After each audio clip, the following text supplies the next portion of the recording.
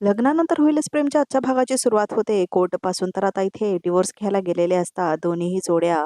तर आता इथे जीवा आणि नंदिनी समोर त्यांचा वकील बसलेला असतो आणि तो म्हणतो की मॅडम, माझ्या बायकोला तुमच्याकडे ट्रेनिंगला पाठवतो. असं म्हणतो तो वकील. प्लीज तिला जरा ह्या सगळ्या गोष्टी आवरण्याच्या वगैरे शिकवा तिला. हो म्हणजे काय, मला टापटीपणा आवडतो ना, पण माझी बायको म्हणजे तिचं नाव बदलून मिसेस पसारेवालाच ठेवतो, असं म्हणतो आता वकील. तर आता नंदिनी आणि शिवा एकमेकांकडे बघतात हे ऐकल्यावरच, पसारेवाला नाव ऐकून. तर आता वकील म्हणतात, लग्न म्हणजे असंच होतं, म्हणजे आपल्या स्वभावाच्या विपरीतच आपल्याला पार्टनर भेटतो. तुम्ही तुमचं दुःख, तुमची केस ऐकायची सोडून मी माझं दुःखच तुम्हाला सांगितलं, असं म्हणतो आता वकील. You continue. बोला, अजून काय प्रॉब्लेम आहे? अजून प्रॉब्लेम, असं म्हणतो आता जीवा. अजून प्रॉब्लेम प्रॉब्लेम आहे ना, असं म्हणतो जीवा. सांगा ना, असं म्हणतात वकील. हो सांगतो ना, असं म्हणतो आता जीवा. हिला ना सतत बडबड करायची सवय आहे. सतत बडबड. म्हणजे इतकी बडबड ना, कसं कसं कधी कधी असं वाटतं की देवाने आपल्याला कान का दिले आहेत, असं म्हणतो जीवा. अहो, फुकटचा टॉक टाइम आहे हो. मी फुकटचा टॉक टाइम आहे, असं म्हणते नंदिनी. सर, लग्न झाल्यापासून बॅलन्स नसलेला फोन सारखे गप्पा आहेत हे, असं म्हणते नंदिनी. मला असं वाटायचं कधीतरी बॅलन्स नसलेला हा फोन ट्रिंग करेल, कधीतरी व्हायब्रेट तरी करेल, पण नाही. कसलं काय, हा फोन सायलेंट मोडवरच आहे, असं म्हणते आता नंदिनी. आणि तुम्ही मला सांगा सर, कायमस्वरूपी सायलेंट मोडवर गेलेल्या फोनसाठी चालू करण्यासाठी कुणाला तरी पुढाकार घेणं गरजेचं आहे की नाही?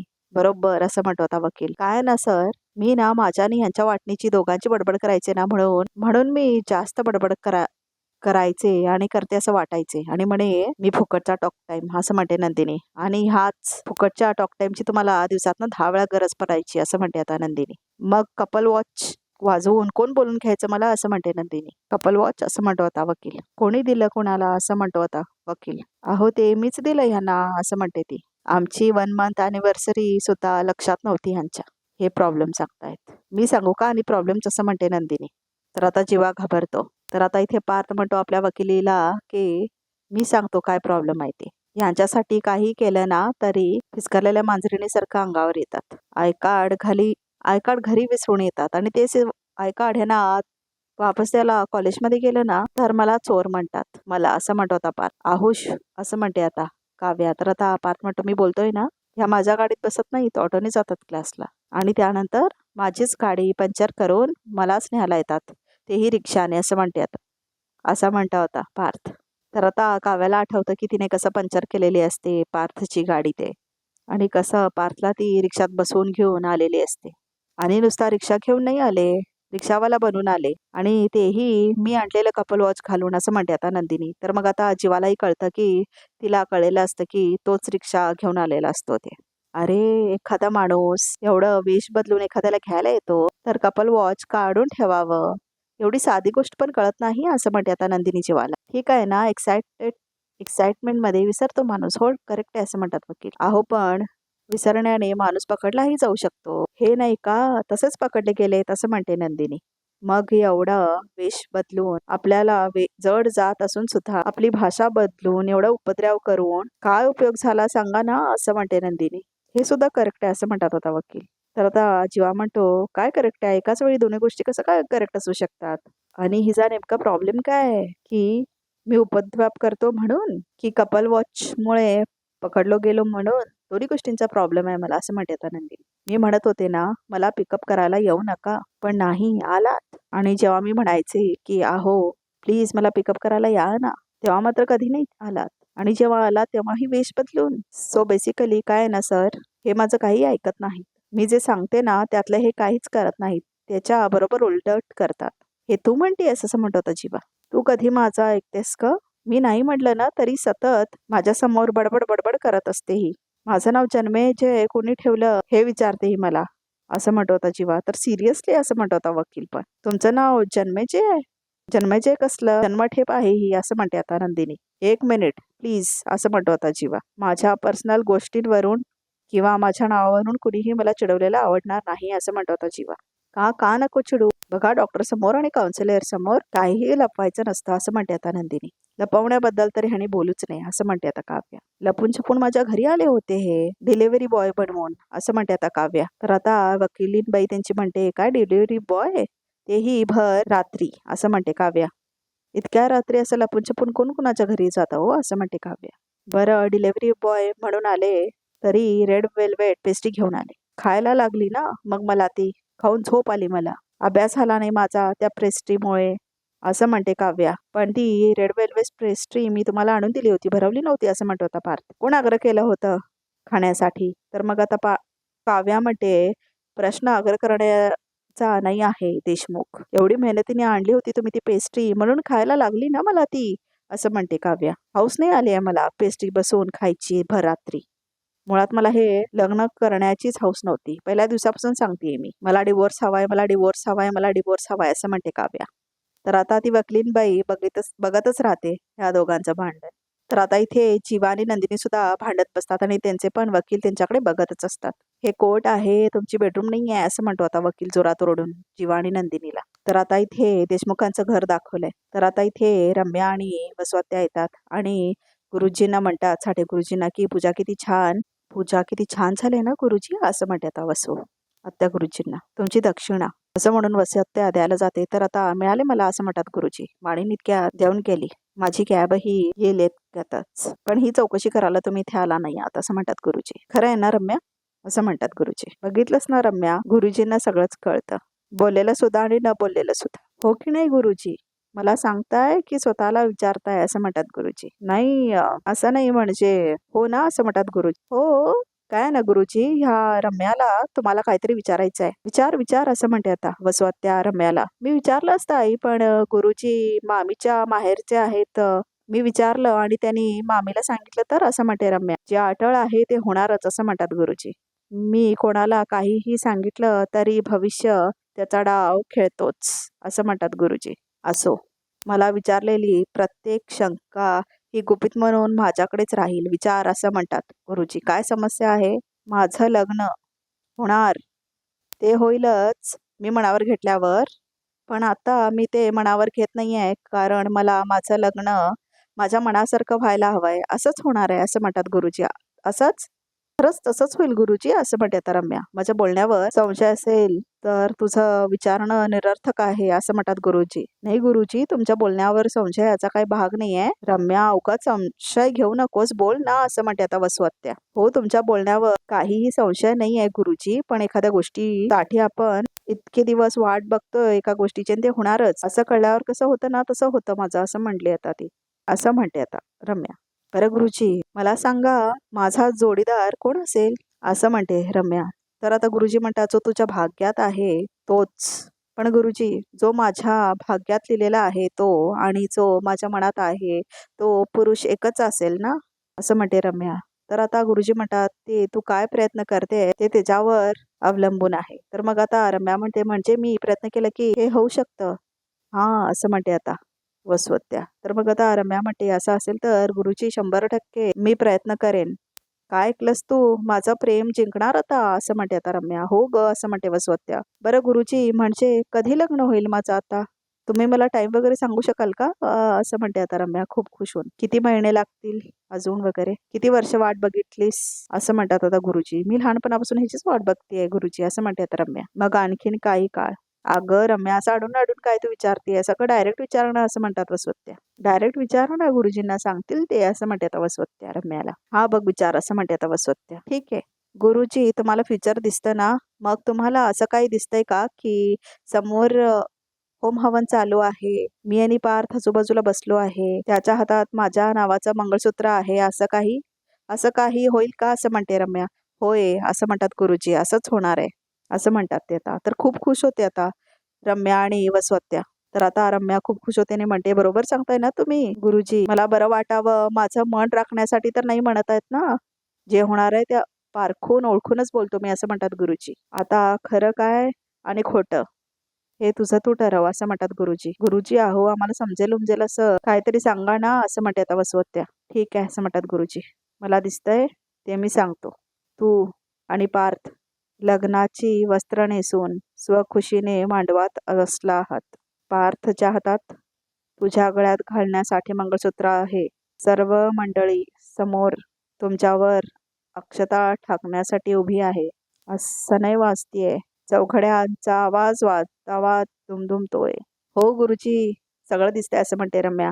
तुम्ही जे सांगताय ना ते स्पष्ट दिसतंय मला. आता तर मला खात्रीच पडलीये की माझं आणि पारचं लग्न होणार आहे असं म्हणते रम्या. आई तुला दिसलं का गुरुजी सांगत होते ते? हो गुरुजी म्हणत होते ना तेव्हा मला सगळं माझ्या डोळ्यासमोर दिसत होतं ग, असं म्हणते आता वसवात्या. आई असं नक्की होईल ना ग, असं म्हणते रम्या. गुरुजी तथास्तु म्हणालेत ना म्हणजे नक्की असंच होणार.